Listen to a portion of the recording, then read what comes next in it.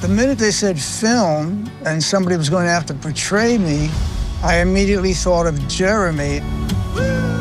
There was some sort of physical resemblance, some sort of the way he carried himself, and then there was the way the camera read his internal life. That was really essential.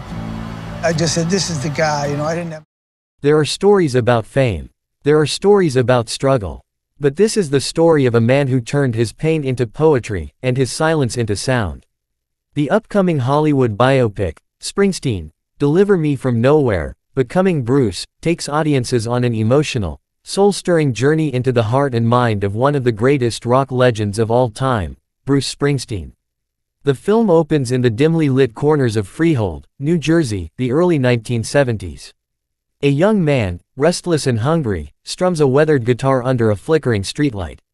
His voice isn't perfect, but it's raw, honest, and alive.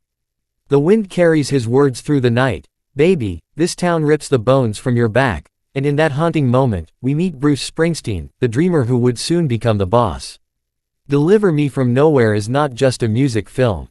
It's an emotional odyssey. It tells the story behind the making of Springsteen's most personal album, Nebraska, a haunting record born from isolation, heartbreak, and self-discovery. The movie dives deep into the creative chaos of a man who, at the height of his fame, locked himself away to confront the ghosts of his past. We watch Bruce wrestle with fame's loneliness.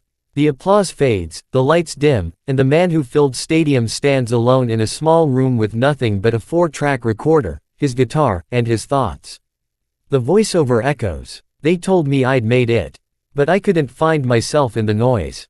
As the story unfolds, we see flashbacks to Bruce's childhood, his quiet father, his loving but weary mother, and the streets that shaped his sound. Every song becomes a memory, every lyric a confession. Deliver Me From Nowhere reveals how Bruce transformed pain into art, turning real stories of lost souls, blue-collar heroes, and broken hearts into timeless music that would define generations. In one powerful scene, Bruce sits alone in a darkened studio. He whispers, "These songs aren't about me. They're about everyone who's ever felt invisible." The tape recorder clicks. He starts to sing. And what comes out isn't just music, it's truth. But the movie isn't just about isolation, it's about redemption. Bruce finds hope in the very people he sings about, the outlaws, the dreamers, the workers chasing something bigger than themselves. His music becomes a lifeline, a message to the forgotten that they are not alone. As Bruce's inner turmoil builds, the film's tension rises. We see him walking through empty highways, visiting small bars, sitting on motel beds staring at old lyrics. The cinematography captures the quiet ache of America's soul, dusty roads, flickering neon signs, and the sound of the wind over an empty diner parking lot. Every frame feels like a song from Nebraska, lonely, haunting, but beautiful. Then, in a breathtaking mid-film moment, Bruce reconnects with the E Street Band. There's laughter, arguments, and creative fire. They push him to come back to the stage, to bring his music to life again. The sound builds, guitars roar, drums pound, and Bruce finally steps into the light once more. But the story doesn't end there. Deliver Me From Nowhere, Becoming Bruce explores the rebirth of a man who learns that success doesn't mean peace, and fame doesn't erase fear.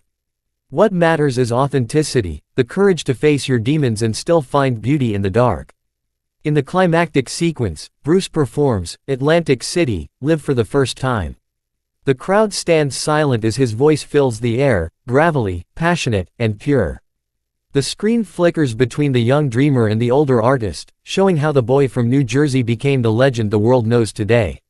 His final words before the fade-out hit deep. "I didn't want to be saved. I just wanted to be heard." The film closes with Bruce driving down an open highway at dawn. The sky glows orange. The narrator's voice, his voice, softly says, "Maybe deliverance isn't about being found. Maybe it's about learning to live with where you've been." Springsteen, Deliver Me From Nowhere, Becoming Bruce is a film about art, identity, and the human soul. It's about what it means to chase a dream so big it consumes you, and to find yourself again in the silence.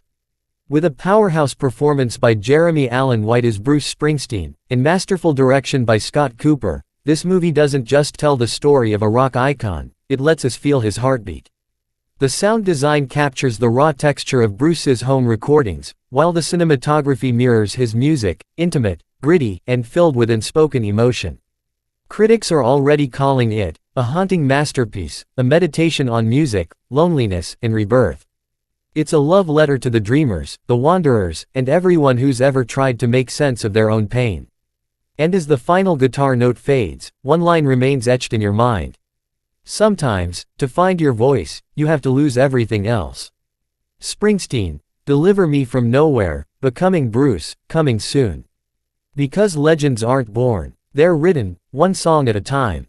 Guitar,